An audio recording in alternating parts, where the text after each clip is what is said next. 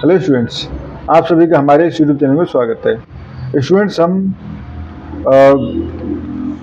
Economics के paper solve कर रहे थे और क्वेश्चन नंबर 2B पे हम पहुंच चुके हैं। प्रूव दैट द वेक्टर, ठीक है, ये आर लीनियरली डिपेंडेंट है। ठीक है, तो स्टूडेंट्स देखो, जब भी हमारे पास इस तरह की कंडीशन है तो देखो एक चीज़ देख लेना। जैसे यहाँ पे हमारे पास क्या गिवन है, V1 इक्वल टू 2 माइनस 1 3, ठीक है, and V2 equal to 1 4 2 and V3 equal to 3 3 5 and V4 equal to है 7 1 11।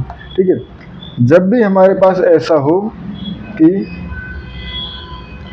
ये हमारे पास कंडीशन है, ये हमारे पास गिवन है, ठीक है, और देखो 1 2 3 3 डायमेंशन है इसकी, ठीक है, यानी 3 ही एंट्री है एक कॉलम में, और नंबर ऑफ वेक्टर्स 4 है, यानी कि ज़्यादा है। ठीक है, तो उस कंडीशन में हमेशा जो वेक्टर्स होंगे वो लीनियरली डिपेंडेंट होंगे। ठीक है, तो वो हमेशा लीनियरली डिपेंडेंट होंगे। तो यहाँ से आप एक लाइन लिख के भी आंसर दे सकते हो, सिंस देयर आर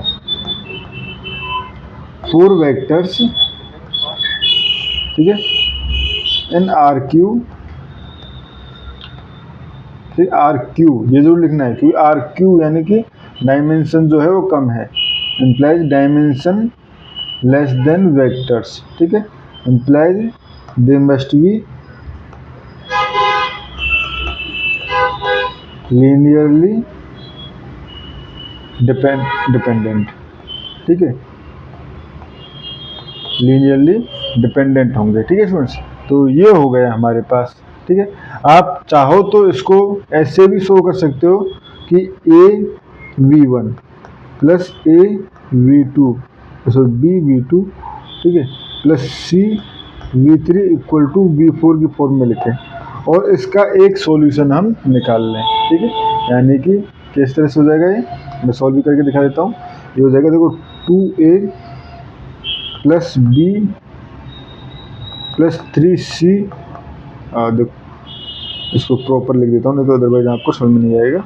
ठीक है, देखो A and V1 2 minus 1 and 3 plus B, ये है हमारे पास 1 4 2, ठीक है, प्लस C ये हो जाएगा 1 3 3 5 3 3 5 एंड इक्वल टू V4 हो जाएगा 7 1 11। ठीक है, ये 7 1 11 7 1 11।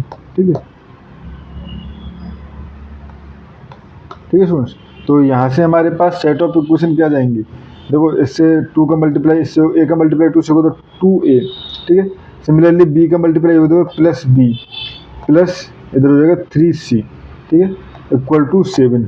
सिमिलरली सेकेंड टर्म के लिए हो जाएगा minus A plus 4B plus 3C equal to 1। ठीक है, एंड थर्ड के लिए हो जाएगा 3A plus 2B plus 5C equal to 11। ठीक है स्टूडेंट्स, ये हो जाएगा हमारे पास। अब देखो यहाँ से फर्स्ट से मैं B इक्वल टू क्या लिख सकता हूँ, यहाँ से मैं लिख सकता हूँ B equal to 7 minus 3C minus 2A।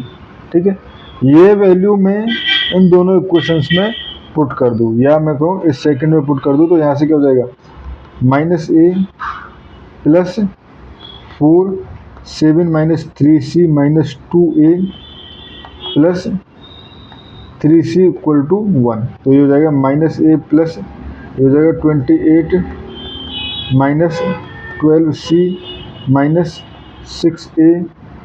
ठीक है, 12C minus 8A, so 8A plus 3C equal to 1। ठीक है, इसको सॉल्व करेंगे तो ये आ जाएगा हमारे पास, देखो 8A and A minus 9A। ठीक है, तो माइनस 9A एंड C के लिए बात करें तो ये हो जाएगा माइनस 9C इक्वल टू ये तो चला जाएगा, तो हो जाएगा माइनस 27। ठीक है, तो माइनस से माइनस माइनस सब कट गया, तो A plus C equal to 3। ठीक है, ये हो गया, and put this equation 1 in, इसको हम दे देते हैं सेकंड में, पुट 1 इन सेकंड, तो यहाँ पे हम पुट करेंगे तो यहाँ से हमारे पास हो जाएगा ये हो जाएगा हमारे पास क्या 3a प्लस 2, ठीक है। यहाँ से हो जाएगा 7 minus 3c minus 2a plus 5c equal to 11, ठीक है। ये हो गया। तो यहाँ से हमारे पास हो जाएगा 3a प्लस 14 माइनस 6c, ठीक है, माइनस 6a, ठीक है, प्लस 5c इक्वल टू 11। तो यहाँ से हो गया हमारे पास 3a माइनस ये हो जाएगा 6 तो माइनस 3a, ठीक है, एंड c के लिए देखें तो माइनस 5c एंड, ठीक है, c के लिए देखें तो यहाँ से हो जाएगा हमारे पास minus 6c and minus 5c, तो ये हो जाएगा हमारे पास माइनस c, ठीक है। स्टूडेंट्स तो फिर a के लिए, अच्छा a के लिए 4 था तो 4, तो ये हो जाएगा minus only minus c equal to, अब देखें ये देखो 14 और इधर आया तो माइनस 3, तो यहाँ से आ गया हमारे पास a plus c equal to 3, यानी दोनों इक्वेशन सेम है, first and second equation same है, ठीक है। तो लेट यहाँ से देखो एक कोई भी इक्वेशन ले लो जो दोनों कंडीशन को सेटिस्फाई कर रही हो, तो a इक्वल टू हमने ले लिया 1 एंड b इक्वल टू ले लिया, सॉरी c इक्वल टू ले लिया 2, ठीक है। तो ये हो गया हमारे पास, ठीक है, कंडीशन को सेटिस्फाई कर रही है। तो यहाँ से b इक्वल टू अगर मैं यहाँ पे निकालना चाहूँ पुट करके तो क्या हो जाएगा, और 7 माइनस 4 माइनस 3 इक्वल टू 0, ठीक है। तो b इक्वल टू आ गया 0, तो यहाँ से कह सकते हैं हेंस 2v1 a की जगह 2 plus v3 equal to v4, या हम कहें 2v1 plus 0v2 plus v3 minus v4 equal to 0, ठीक है।